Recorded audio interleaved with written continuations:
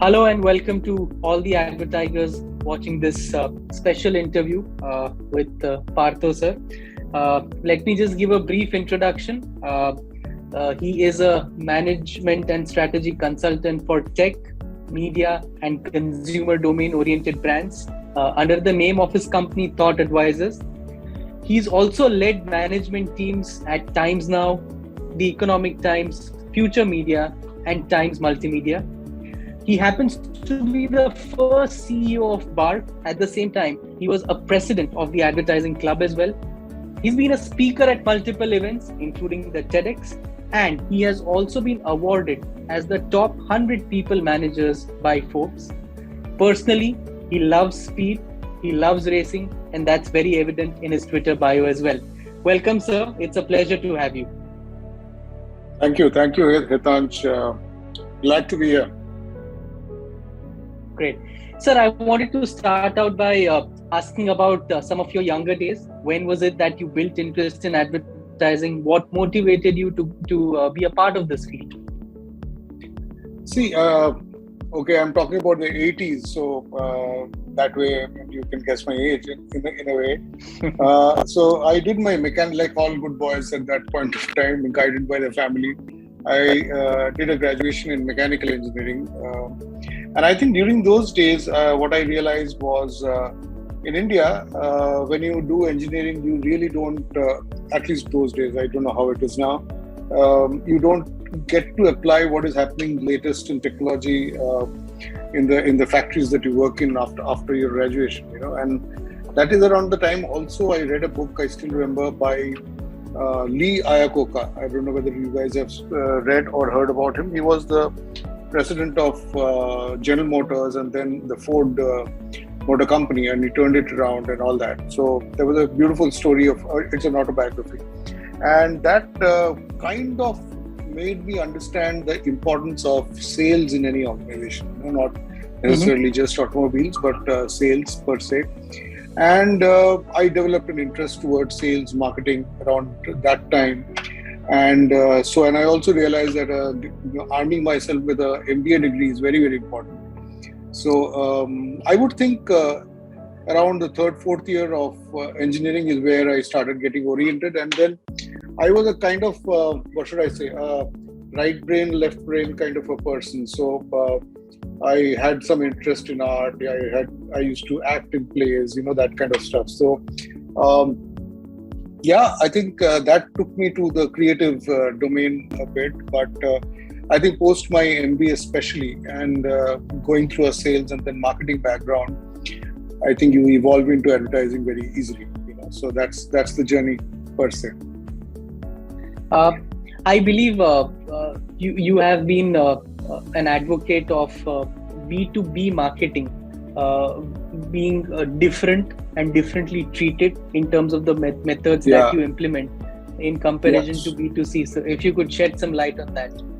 So no, it's more about I wouldn't call it I'm an advocate, but this is a weakness that we have in my view.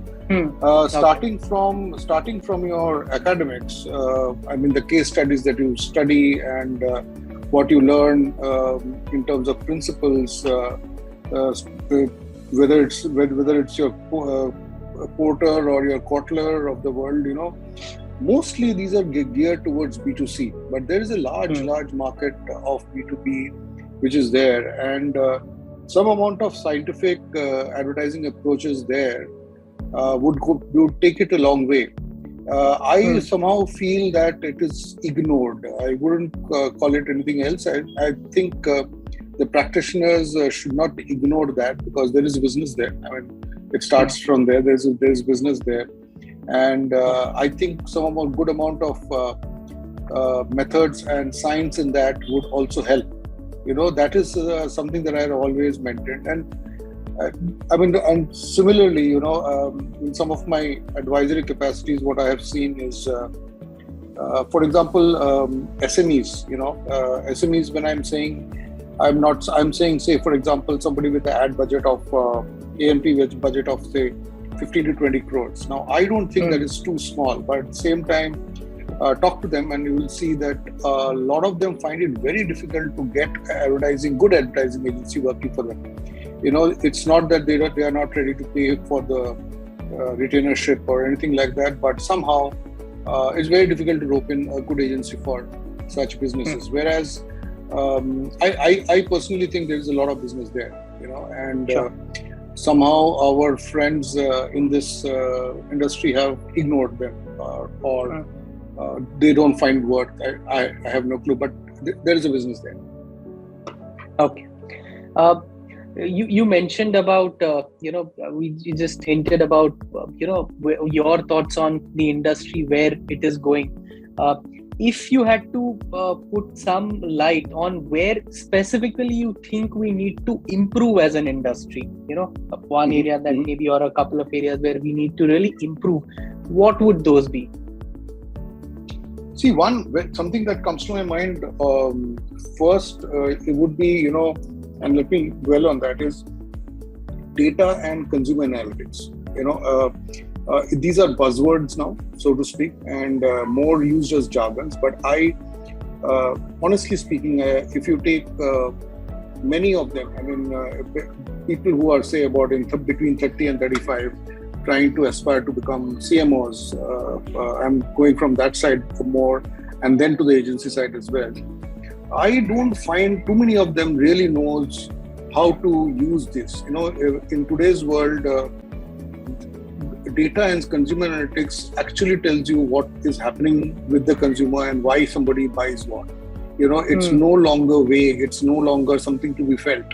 It is something tangible. Unfortunately, we are living in this era where you have hard numbers, and those numbers, when you apply AI and stuff like that on that, you can really get insights into why we are doing what. And but unfortunately, I see a lot of people use it as jargons, but they don't actually know what they're doing on this. And many people don't do much about this. In fact, when I was the president of Advertising Club, I initiated, along with Micah, a full course, a curriculum on this itself. And people who took it, they all came back and said that it was absolutely great. Thanks that you had organized this, because a lot of people talk about it. You will see that in many other courts here and there, but I doubt whether they have gone into depth, and used it. So that's one area, in my view, which the youngsters of today should pick up as one of the big, arsenals that you can give the advertising and marketing teams. And both agencies and advertisers themselves, I think, should use a lot of analytics. And this is and data is available today. It is not like 20 years back when data was difficult to get back. And now it's more and more modern retail is expanding, more and more online retail is expanding. You have a lot of data, and if you want to look for it and you want to use it, you can really use it. So that's one area I would think people should use more. Yeah. Sir, if you could just tell us a little on Thoth Advisors, what was what's the idea behind the company? Where do you wish to take it? The current work that it does? So Thoth Advisors is, it's quite new, a few months old just. So what we do is, on this 3 points between consumer, technology and media, we have identified these are the 3 big domains, and we will take projects only when it touches any of these 3 domains, at least 2 of them, so that's the whole idea. And what it does is it is basically a CEO or owner level consulting house. So we assist promoters of companies or CEOs of companies to grow. It's primarily for growth. Now, growth could mean improve your performance, could be improving your financial efficiencies, could also mean raising funds, basically to make the companies grow and businesses grow in these areas. Yeah. So that's what it does, and I have a small good team of people who assist me on this, and we are into a few of these projects right now in these 3 domains itself, and It's a good journey till now. Let's see how it goes, and I am very, very positive and hopeful for it. Superb. Some mistakes that you would have made, maybe something that people could learn from, something that you might just say to a younger self, your younger self. I wouldn't call it mistakes that I made. I would rather put it in a different way. Some things that I actually went through, but not mistakes, but I went through, as a learning, and I see youngsters now making that mistake. So that's what I would like to point out is one big thing is just out of your MBA college or your college, don't try to just sit in an air-conditioned room and try to aspire to become marketing managers. Please spend your time in the trenches, as we say. Go to the field, go to the retailer, go to the stockist, and try and understand what is happening. I said data with this feel of what happens on the ground is very, very important. Okay, so I think many people make this mistake. They think that they'll become a product manager overnight or a marketing manager overnight. Sure. And they don't want to go to in the summer heat and visit stockists and retailers. I frankly think that is a big mistake that many of the youngsters do.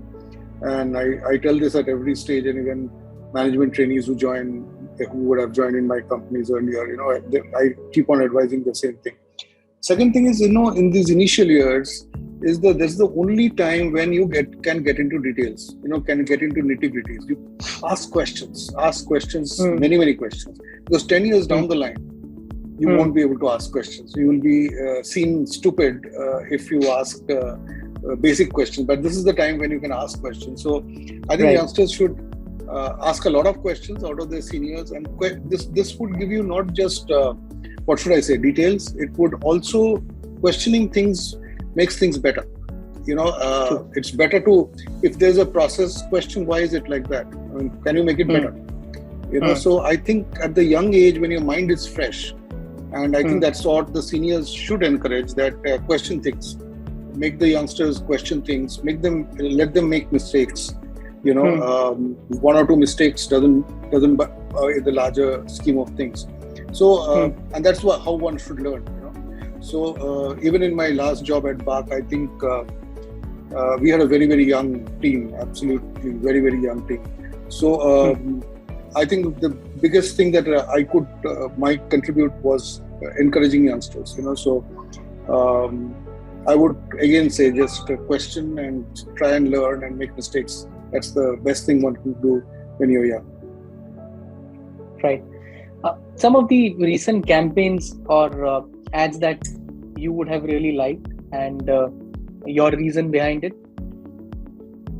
To be honest, I don't follow campaigns as much these days. I've kind of moved to more how businesses are shaping up, Okay. So I'm observing, I can tell you one or two, I don't know whether I should take names, but I am observing something like Meesho. So how they are changing things. Right. I'm observing how, because if they are picking up a very beautiful sweet spot, in terms of positioning. So that's why I'm saying it's more of a business strategy than just advertising per se. Yeah. I have loved observing Xiaomi, how they grew. Every mobile phone manufacturer advertises, right? But look at the way Xiaomi used the creatives and also the use of media, and how they have grown. It has outgrown everybody in this market, right? So, and now they're getting into new products. I have been quite impressed by those kind of things, rather than one or two ads here and there. I'm just saying that. True. Let's look at the larger picture. Absolutely. I think Meesho for this IPL also, I think they've come up with this Areva campaign. That's right. The series of ads. That's right. Right. That's right. So that's what I'm saying. See, even during IPL, I think just see the number of so-called fantasy leagues to what do you call crypto platforms to just see the texture of brands that have changed, over the years. Look at IPL itself. I mean, over the last 4-5 years, the kind of brands that are coming is changing, and which tells you about how businesses are changing as well, Right. So new segments are coming up. I mean, there was a point of time, even till last year, you would have seen festive season and all, Amazon and Flipkart really slugging it out, right? And now one of the biggest categories are, new categories are emerging, like this whole crypto and the Dream 11s of the world. I mean, these categories are new, per se. So I think what is to be observed is this, in a way, that how new categories are coming into this market and how they are trying to penetrate. In fact, places, people like Xiaomi and all have told you how the standard media plans are no longer relevant, right? Without naming anything, but that's where it is going. The whole OTT space is booming. I think post-lockdown, we have to accept that with the bandwidths and penetration that happened, I think OTT is booming, absolutely booming. There's so much content, there's so much viewership, especially the top end of the market. I mean, India has about 200 million odd homes, which is watching either OTT or linear television in several forms, like with between satellite or cable or any of this. But the top end already, you and me and many others, has already started moving. Even the poorest of villages in some of the Bimaru states, you will see a lot of usage of mobile for watching your soaps, right? So I think that shift is quite strong, and that is what is more interesting for me. That how things are changing, and things are changing very fast. I mean, that is the thing. I think if I remember reading some reports which says that this year, I think digital advertising will be above. It will be overtaking TV advertising, which is a big thing to say. Which is very big thing to happen. So and the growth rates out there also are tremendous. And lockdown stroke COVID has changed many things, and this is something that we should take note of. Absolutely. In fact, just to add to that, I had one more question. You've been a practitioner since a long time, and you would have seen a lot of transitions, digital being one, and I'm sure there would have been many others as well. And at this point in time, we talk about crypto, with the new ads that we are seeing.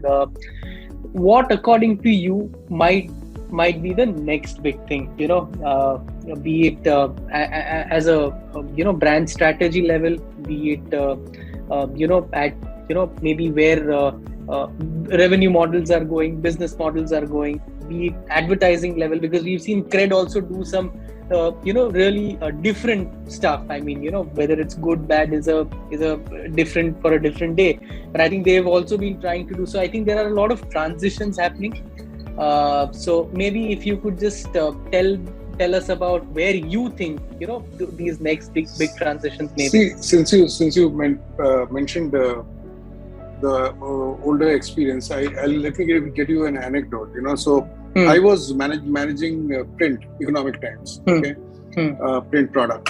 And there was a time, this should be 2001, 2 or something like that, that kind of thing. That is when the TV was coming, the satellite television move, the both Star TV, CTV, and the number of channels was booming, and the advertising was moving there and all that. So there were a lot of articles written on the usual trade sites, those days. Would write the epitaphs about death of print, right? We are sitting in 2022. Okay, has print died? No. Of course, not as strong as it used to be, but it has not died. And during that time, as the brand general manager, I remember doing a full study on whether print is actually dying. The whole debate was that. And what we realized is in brands like Economic Times or Times of India, out of 10 top advertisers, 6 were television brands. Okay, so effectively, it was, forget about making print dead, it was actually helping print. Okay, similarly, you will see a lot of digital actually helping television right now. So whatever may be the trend, see, the basket is very big. Nothing dies that easily. People keep on increasing the basket. Like the last 2 lockdown years, outdoor was very small. Right? People were not moving out. Very logical, right? Now you see the plans this year. Outdoor plans people are budgeting almost 100% growth. Obvious. So whereas they may be budgeting less of TV and more of digital, right? So I'm saying these are cycles, these are evolutions which will keep on happening. I'm giving you this particular print example to tell you that nothing dies that easily. Yeah, so we are talking about 20 years back that people were saying that any day now print will die. Nothing got there. So that's what I'm saying. So things will come, categories will come. Sometimes that will be the number 1 category. Sometimes it will be number 3. All this will happen. I mean, these are cycles that go on. So it can only grow. Things are only growing. Right. Perfect. I think we've got covered, but on a concluding note, if there is something that specifically you would want to say to our viewers, maybe as a takeaway from this interview.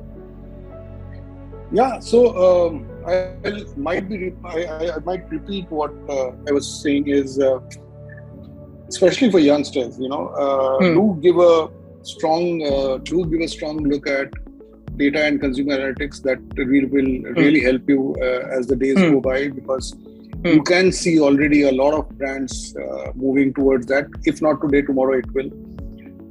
And again, for youngsters, get into the depth of things. God is in details at the stage that you are in. Ask questions, question processes, question things, and make mistakes. But make sure you make the mistake once, and next time learn from it. Yeah. Right. I think there was this saying that said, make new mistakes every time, so that you don't repeat the. That's right. Right. Good. Thank you so much, sir. I think it was a pleasure having you. These insights on B2B consumer analytics, where advertising is going, what are the next trends, I'm sure is going to be of great value to everyone who watches this interview today and for a long time. Thank you so much once again on behalf of our team, all the viewers, everyone. I should thank you for it's a big pleasure. Pleasure is all mine. Lovely chatting with you and also discussing some relevant things. So which is not what we get to do most of the time. So and talking about youngsters is something that I love doing. So happy. I'm honored. Yeah. I'm honored to hear that. Thank you so much, sir.